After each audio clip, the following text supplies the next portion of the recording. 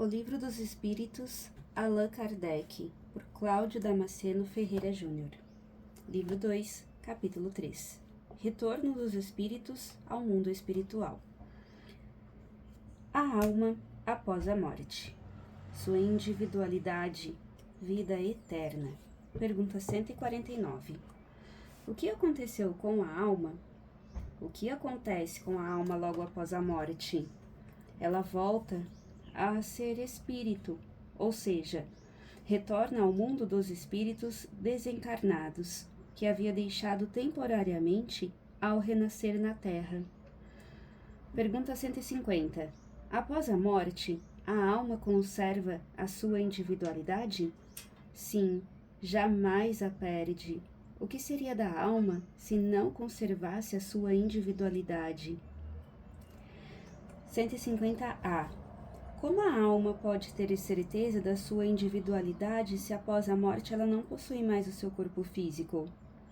Ela possui ainda o seu perispírito, formado pelo fluido que lhe é próprio, retirado da atmosfera do seu planeta, e que possui a aparência de sua última encarnação.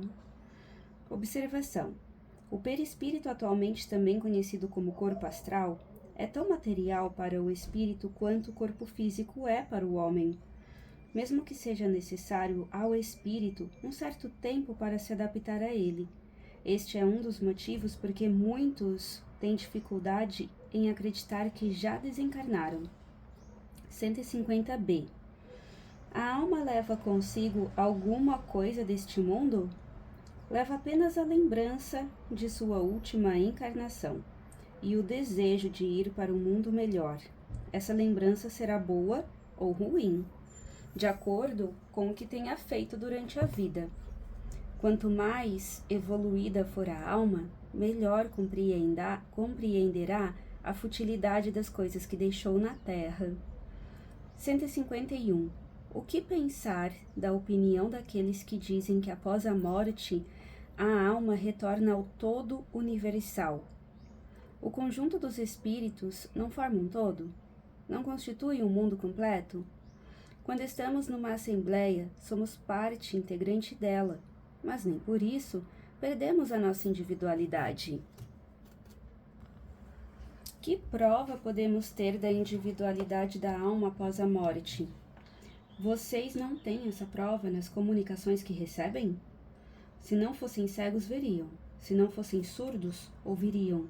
Frequentemente uma voz fala a vocês e revela a existência de um ser que está fora de vocês. Observação: esse ser que está fora, em outra dimensão, que não é a dimensão material, é o espírito.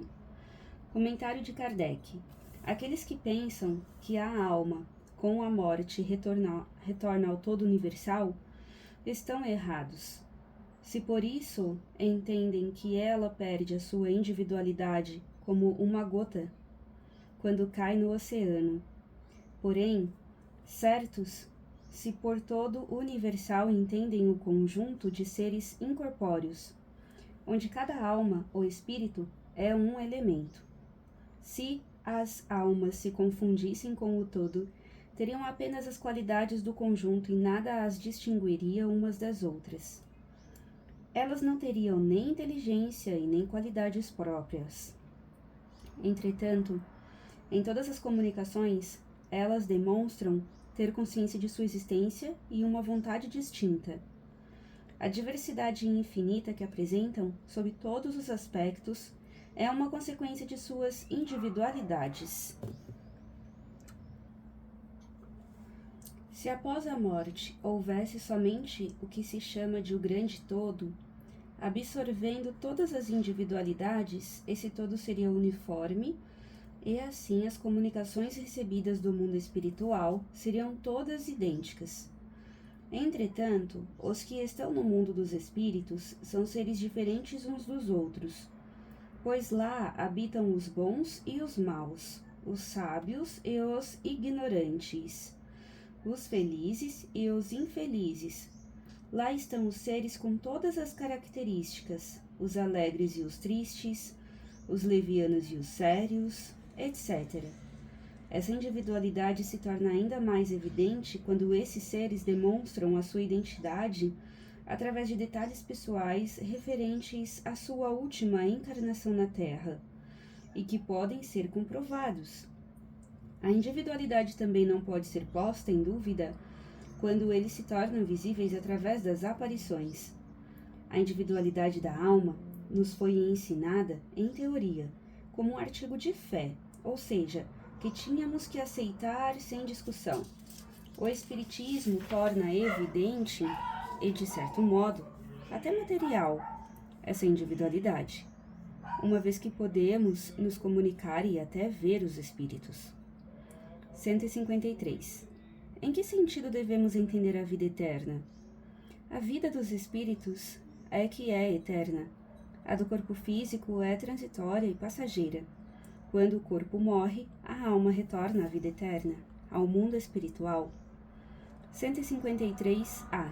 Os espíritos puros, já terem atingido a perfeição, não precisam mais reencarnar e não têm mais provas a suportar. Não seria mais correto chamar de vida eterna a vida desses espíritos? Isso não é a vida eterna, e sim a felicidade eterna. Mais uma vez, é uma questão de palavras. Chamem como quiserem, contanto que se entendam. Separação da alma pela morte do corpo físico. 154. A separação entre a alma e o corpo físico é dolorosa? Não. O corpo quase sempre sofre mais durante a vida do que no momento da morte. A alma não participa dessa separação. Mesmo os sofrimentos que às vezes ocorrem no momento da morte são prazerosos para o espírito, que vê chegar ao fim o seu exílio. Comentário de Kardec. Na morte natural que ocorre pelo esgotamento dos órgãos em consequência da idade, o homem deixa a vida sem perceber. É como uma lâmpada que apaga por falta de óleo. 155. Como ocorre a separação entre a alma e o corpo físico? Quando as ligações fluídicas que prendiam a alma ao corpo físico se rompem, ele se desprende e retorna ao mundo espiritual. 155a. A separação entre a alma e o corpo físico se dá instantaneamente e com a transição brusca de um plano para outro? Existe uma linha de demarcação bem definida entre a vida e a morte? Não. A alma se desprende gradualmente do corpo e não escapa como um pássaro que ganha liberdade subitamente.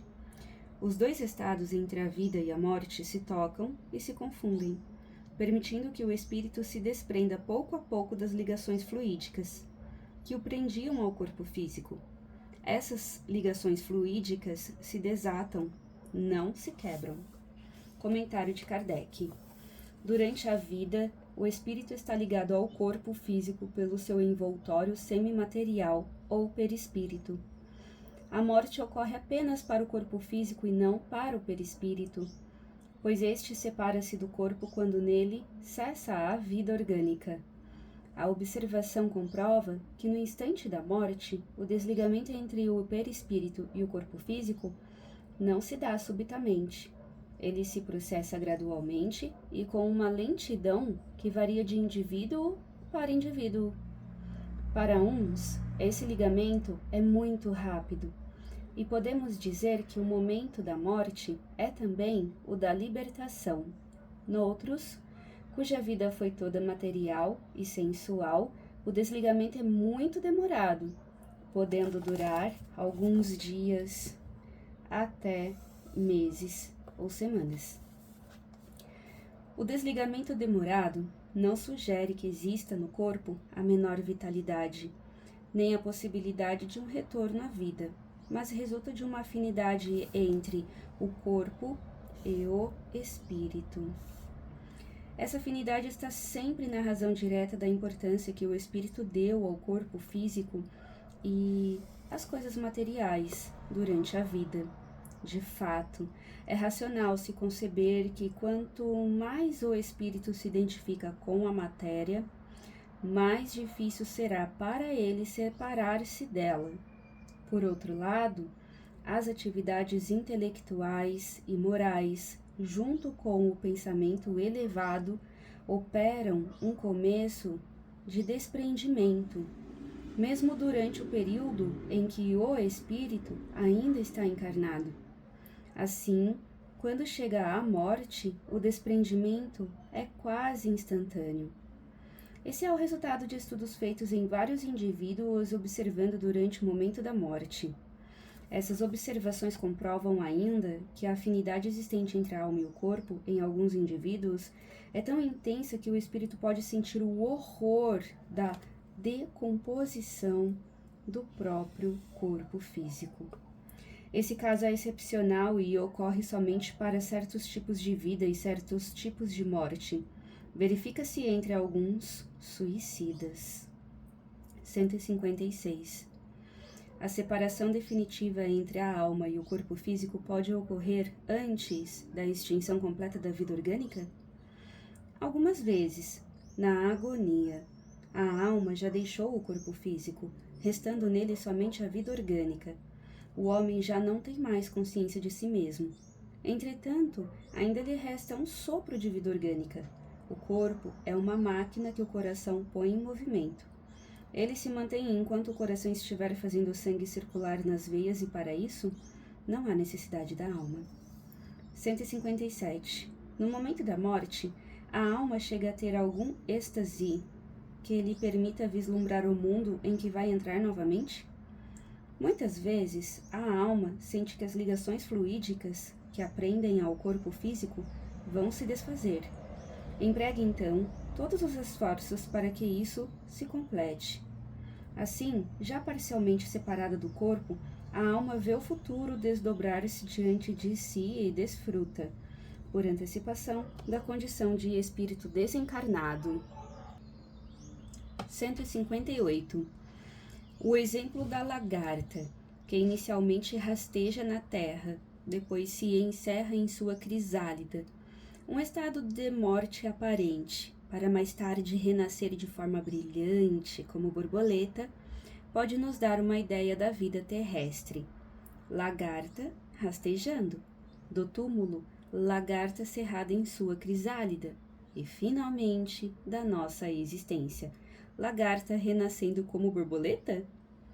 A ideia é limitada, mas a imagem é boa. Todavia, não deve ser tomada ao pé da letra, como muitas vezes vocês fazem. Observação: crisálida, estado intermediário entre a lagarta e a borboleta. Na pergunta, a imagem da lagarta, que se transforma em borboleta, pode ser entendida como sendo a nossa transformação rumo ao aperfeiçoamento. 159. Que sensação experimenta a alma no momento em que reconhece estar no mundo dos espíritos? Isso depende. Aqueles que fizeram o mal com o desejo de fazê-lo, num primeiro momento, sentirão vergonha do que fizeram. Para o justo, é bem diferente. A alma sente-se aliviada, como se alguém tivesse tirado um grande peso, pois não teme nenhum olhar investigador. 160. O espírito reencontra imediatamente aqueles que reconheceu na terra e que morreram antes dele? Sim! Conforme a afeição que tinha por eles e o afeto que eles lhe se consagravam. Quase sempre, os espíritos amigos vêm recebê-lo em sua volta ao mundo dos espíritos e o ajudam a se desvencilhar das ligações que ainda prendem ao corpo físico. Reencontra também aqueles a quem conheceu e perdeu de vista durante a sua permanência na Terra. Vê os que estão na erraticidade, como também vai visitar os que estão encarnados. Observação: erraticidade é o intervalo entre uma reencarnação e outra, ou melhor, é o período em que o espírito permanece no mundo espiritual. 161. Em caso de morte violenta ou acidental, quando os órgãos ainda não se enfraqueceram pela idade ou pelas doenças, a separação da alma e a extinção da vida ocorrem de maneira simultânea? Sim, geralmente é simultânea, mas em todos os casos, o tempo entre a separação da alma e a extinção da vida é muito curto. Observação: o desencarne por morte violenta sempre causa muita perturbação, pois o espírito é pego de surpresa e a mudança do mundo material para o mundo espiritual ocorre de forma brusca. Entretanto, a intensidade dessa perturbação e o tempo que ela dura pode variar ao infinito, uma vez que vai depender sempre do grau de elevação em que o espírito já se encontra. Assim, quanto mais apegado às coisas materiais e aos vícios de toda a ordem, maior será essa perturbação. Apenas os espíritos muito evoluídos a sofrem de maneira mais branda. 162. Após a decapitação, por exemplo, um homem conserva por alguns instantes a consciência de si mesmo? Muitas vezes. Ele a conserva por alguns minutos até que a vida orgânica tenha extinguido completamente. Entretanto, é muito mais frequente o medo da morte fazer com que o executado perca a consciência de si mesmo antes do golpe fatal. Comentário de Kardec. Trata-se aqui da consciência que o executado pode ter de si mesmo, como homem e por intermédio dos órgãos do corpo físico, e não como espírito. Se não perdeu a consciência antes da execução, pode conservá-la por alguns instantes que são de breve duração. Essa consciência cessa necessariamente com a morte orgânica do cérebro, e que não significa que o perispírito esteja totalmente separado do corpo. Ao contrário, em todos os casos de morte violenta, onde as forças vitais ainda são muito intensas, as ligações que prendem ao perispírito ao corpo físico ainda são muito fortes e o desligamento completo é sempre mais demorado. Perturbação dos espíritos. 163. A alma tem consciência imediata de si mesma logo após deixar o corpo físico? Consciência imediata não é bem o termo. Ela permanece algum tempo em estado de perturbação. 164. A perturbação que se segue após a separação entre a alma e o corpo físico tem a mesma intensidade e a mesma duração em todos os espíritos? Não. Isso vai depender da elevação de cada um. Aquele que já está purificado se reconhece quase de imediato, porque se libertou da influência da matéria enquanto vivia no corpo físico. Ao passo que o homem materialista, aquele cuja consciência não é pura, conserva por muito mais tempo a sensação de ainda estar preso ao corpo. 165. O conhecimento do espírito exerce alguma influência sobre a duração mais ou menos longa da perturbação porque passa aquele que desencarna? Exerce uma influência muito grande, pois o espírito compreende antecipadamente a sua nova situação. Mas a prática do bem e a consciência pura exercem maior influência. Comentário de Kardec. No momento da morte, tudo, a princípio, é muito confuso. O espírito precisa de algum tempo para se reconhecer. Encontra-se atordoado, assim como um homem que desperta de um sono profundo e procura compreender a sua situação. A lucidez das ideias e a memória do passado lhe voltam à mente à medida que se apaga a influência do corpo que ele acaba de abandonar. E à medida que se dissipa o nevoeiro que lhe turva os pensamentos. O tempo que dura a perturbação após a morte do corpo físico é muito variável. Pode ser de algumas horas, de muitos meses e até muitos anos. Aqueles que durante a vida terrena procuram aprender sobre a vida futura passam por uma perturbação menos longa, porque compreendem de imediato a sua nova posição. A perturbação apresenta aspectos particulares de acordo com o caráter dos indivíduos e principalmente com o tipo de morte. Nas mortes violentas, por suicídio, desgosto, acidente, derrame cerebral, ferimentos, etc., o espírito fica surpreendido, espantado, não acredita que esteja morto e sustenta com persistência que não morreu. Entretanto, vê o seu próprio corpo, sabe que esse corpo é o seu e não compreende por que está separado dele. Aproxima-se das pessoas a quem estima, fala com elas e não compreende por que elas não escutam. Essa ilusão se prolonga até o completo desprendimento do perispírito. Só então o espírito reconhece o seu novo estado e compreende que não faz mais parte do mundo dos vivos. Este fenômeno se explica facilmente. Surpreendido pela morte inesperada, o espírito fica atordoado com a brusca mudança que ocorreu. Para ele, a morte ainda é sinônimo de destruição e de aniquilamento. Entretanto, como continua a pensar, ver e ouvir, tem a sensação de que efetivamente não morreu. O que aumenta ainda mais a sua ilusão é o fato de ver num corpo semelhante ao anterior, quanto à forma, mas cuja natureza etérea ainda não teve tempo de constatar. Considera-se o sólido e compacto como era o corpo físico, e quando chamam a sua atenção para esse fato, admira-se por não poder apalpá-lo. Esse fenômeno é semelhante ao que acontece com os sonâmbulos inexperientes que não acreditam dormir. Para eles, o sono é sinônimo de suspensão das faculdades. Ora, como podem pensar e ver livremente? Eles acreditam que não dormem. Alguns espíritos apresentam essa particularidade de não acreditarem que estão mortos, mesmo que a morte não os tenha colhido de surpresa. Essa situação de não dar-se conta de que morreu ocorre muito mais entre aqueles que, mesmo estando doentes, não pensam em morrer. Observa-se então o singular espetáculo de um espírito assistir ao próprio funeral como se fosse o de um estranho, e falar sobre o assunto como algo que não lhe diz respeito até o momento em que compreende a verdade.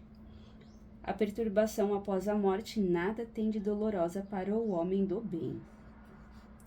É calma, é muito semelhante à de um despertar tranquilo.